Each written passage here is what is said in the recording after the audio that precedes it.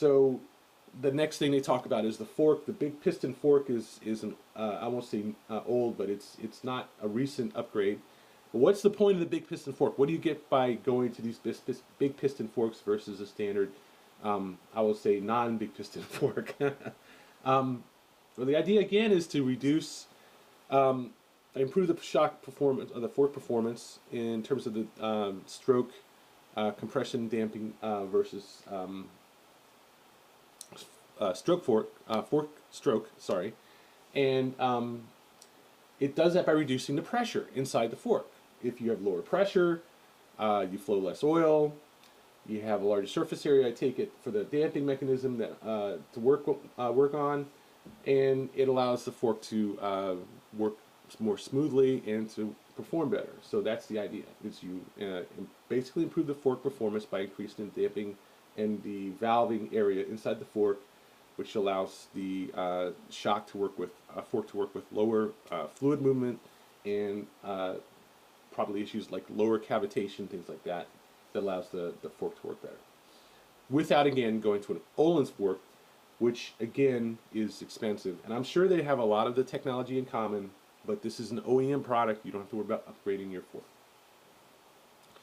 You don't have to take the road that the Italian manufacturers have taken, which is to put these expensive Öhlins components on the bike as OEM or as original equipment parts. If not, they're not made by, obviously not made by Ducati, just as Showa is not a Honda, I guess, division, I guess, but they're not as expensive as Öhlins. So now the thicker, the wider diameter tubing and the stiffness and all that kind of stuff I'll leave as an aside. Obviously, sport bike manufacturers are going to wider, 38 versus 41 versus 43 millimeter tubes. In the end, it's the same. The bigger the tube diameter, the greater the area that you have inside the tube to work with in terms of making the shock, and you can get better. The fork, and you get better fork performance. So here they show a very nice graph showing the reduced pressure and the more linear graph of piston speed versus pressure, so forth and so on, and better fork performance. Now, do you need better performance from your fork over the 2013 Honda CBR1000? It's a different question, but at least it's there. So okay, fine. So getting all into what year of a bike is good enough for me riding at this level on the street most of the time, that's a whole different issue. Okay, I would like to see them at the very least reduce the price and increase the performance, not just increase the performance. But let's move on. So the next thing they talk about here is the wheels. Now, obviously, wheels are important. One of the things you do not want to have happen on a motorcycle is to have the wheels break while you're riding it, either due to impacts. And trust me, on a motorcycle, this is one thing you will always have to worry about is impact, rock strikes and curb strikes, potholes, things like that can do a real number on the wheel. But for a sport bike, don't think you don't have to worry about impacts on a sport bike, because if you flip a bike or you wreck on your bike and that bike goes tumbling off in the grass or something like that, it's definitely going to hit that wheel pretty hard. A secondary concern is the weight of the wheel, because increasing the weight by 1 pound of the wheel affects the handling as much as increasing the weight of the bike by 5 pounds. Your rotating inertia is significantly affected by the weight of the wheel. So manufacturers want to use, or riders want to use wheels that are lighter, yet still strong. So you have all this push to carbon fiber wheels, you have to push to magnesium wheels. What if you just change the wheel design? And Honda has talked about this directly, said they have wheels which are aluminum cast wheels, your stock low cost alternative to magnesium and carbon fiber.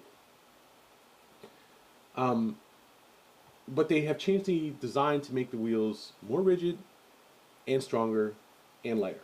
Okay, and they have done so by increasing the spoke count of the wheels. just makes you think of those high spoke count wire wheels, doesn't it? But they have talked here about going from a 3-spoke wheel to a 12-spoke wheel, which is more rigid and stronger. And here they show the, or at least I hope at least as strong as it was before. And certainly you can see here, breaking one of the spokes on this wheel is not going to have the same catastrophic effect that breaking a stroke on a spoke on a 3-stroke spoke wheel would have. So they show here at least their own data for the rigidity, vertical rigidity of the wheel. Something else, obviously, you can see that when you have more spokes, you have more reinforcement of the rim. So having only 3 spokes gives you 3 large areas where the rim can deform. Then they can make the wheel thinner and lighter, I guess, there as well, now that they have more reinforcement from the spokes. So that's something else they have. Better wheels. Okay, next they talk about the chassis. Brakes, sorry. They always talk about the chassis. Let's talk about brakes. Brakes. Well, let's optimize the brakes. How can we optimize the brakes? We're taking a step back here, I see, from the 6-pot calipers to 4-pot calipers. The Brembos are, the ZX12 has 6-pot calipers. And all the Brembo monoblocks I've seen are 4-pot calipers. So how can we improve these? Well, we can make the rims larger. I mean, the discs larger. But if we stick with the standard 320mm discs, how can we make them better? Well, let's change the number of pins for the floating pins. And Honda talks about how they've optimized the pin count. Then they talk about the real issue that's going to come out this year, which is they're going back to ABS, combined ABS. Honda had ABS, combined ABS on the 2009 CBR1000, and I guess they took it off, or they have an option without it, or whatever, or they've changed it this year. I think they've always had the ABS as an option, but it was a $1,000 premium. They're talking about the new ABS here. CABS has a different link between the front and back brake. Traditionally, this combined ABS is applied some front brake when you apply the rear brake, and they've changed the curves between the rear pedal input and the front brake pressure. I'm not a big fan. I'm not a big fan of any kind of applying brakes when I don't want to. If I personally want to put some back brake on the bike, I will use the back pedal. If I want to put some front brake on the bike, I will use the front pedal. The only time I would ever want to see some kind of combined braking is if I'm pulling wheelies and I don't really want to dick around with the brake lever, because it's, my feet are now in a position where I don't have the kind of capability to move them around as I would before, and I hit the front brake. Yeah, okay, fine. Use both brakes at that point. So, and this is where I think it's important to talk about having sensors to measure the elevation of the front wheel, the rotational forces of the front wheel. Yeah, hit the back brakes if the bike looks like it's going to flip over in the back because the guys applied too much power to, whatever. Drop the clutch. Yeah, hit that back brake. I don't have a problem with that. But in the main sense, I wouldn't want to hit the back brake if I use the front brake. And in this case, what they've done is, obviously they've shown here that they've put in some kind of modification of the characteristics of this combined ABS, where it reduces the front braking if you use the back brake. Likewise, I'd want to reduce the back braking if I use the front brake. I'd want to be able to tune this front to rear balance anytime I use either one of the brakes. Hey, with the Panigale, maybe you can tune it. With the HP4, maybe you can use a USB or Wi-Fi link to the control system and modify this with some kind of Android application. In this day and age, man, it's kind of hard to see having these fixed engineering determined calibrations, which hopefully we'll be able to adjust those going forward. I don't mind if it's there. I don't mind if the capability is there, as long as I can adjust it. So then you get to the next thing, which I think Honda has done really well here with UniPro Link. The frame itself as a spring to act as a suspension member when the bike is cornering. And they can tune that spring flex and spring damping in the headstock, where the front down to the steering tube comes down. And this is one thing I think is an interesting comparison between that and a monocoque frame, like on the ZX12R and on the Ducati Panigale. And you have to question, you know, like the 10R has a standard, a more or less industry standard twin beam frame, but this is not that kind of frame because of that crossbar. That crossbar in the back is locking the ends of the frame together. Now when it twists, it's going to flex in a different way than obviously it's going to flex in a different way than if you don't have that kind of crossbar. Now here clearly they show that there is a crossbar at the bottom of the back of the frame. Okay, so there's still some linkage, but you have to ask at some point, where's that back linkage gonna go in the future? The real future, I would think, of this whole concept is to get rid of that crossbar in the back. So Honda hasn't quite gotten that, but obviously they're talking about the Unit Pro link as allowing them some additional flexibility that you don't have in other bikes. That crossbar would be much higher up in the back of the frame,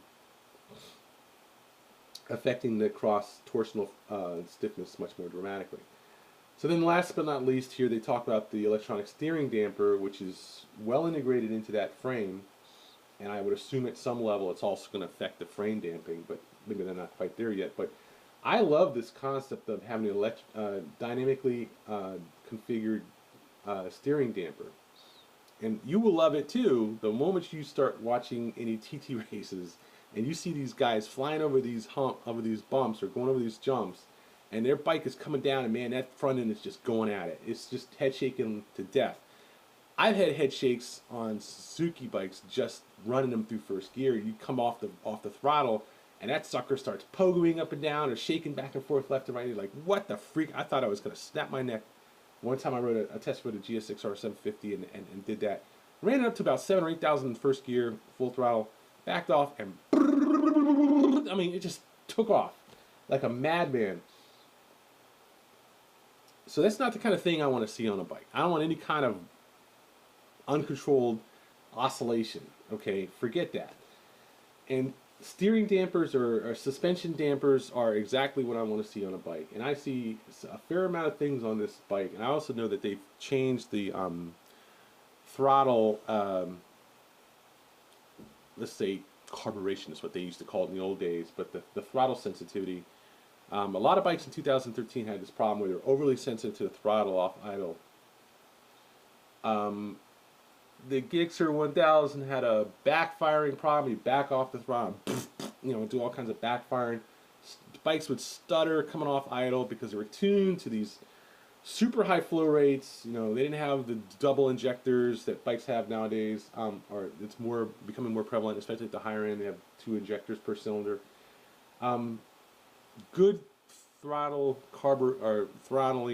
response is a hard thing to get in a bike. People start changing ECUs, blah blah blah, all this aftermarket stuff. The more work they put in this kind of stuff, the better. So I don't have a problem with bikes getting better with time. I have a problem with the manufacturers over-engineering and locking down the bikes, but the aftermarket is always there, and it's a good thing to have. So I think Honda also has, I love that MotoGP exhaust. I really think that thing is cool as hell. And I hope that more manufacturers move to that. The only problem with it is, obviously, it moves the whole, what's the word I'm looking for? The muffler under the bike, which is not a great idea. Because under that bike, under that engine, in normal road use, man, trust me, you're going to hit that underside of that engine a number of times. The last thing I would want to see is something crush that muffler and split it open, and then you're looking at $500 to replace that muffler. So I think all bikes should have some kind of skid pad under the engine absorb strikes from the underside, like when you roll over stuff and you hit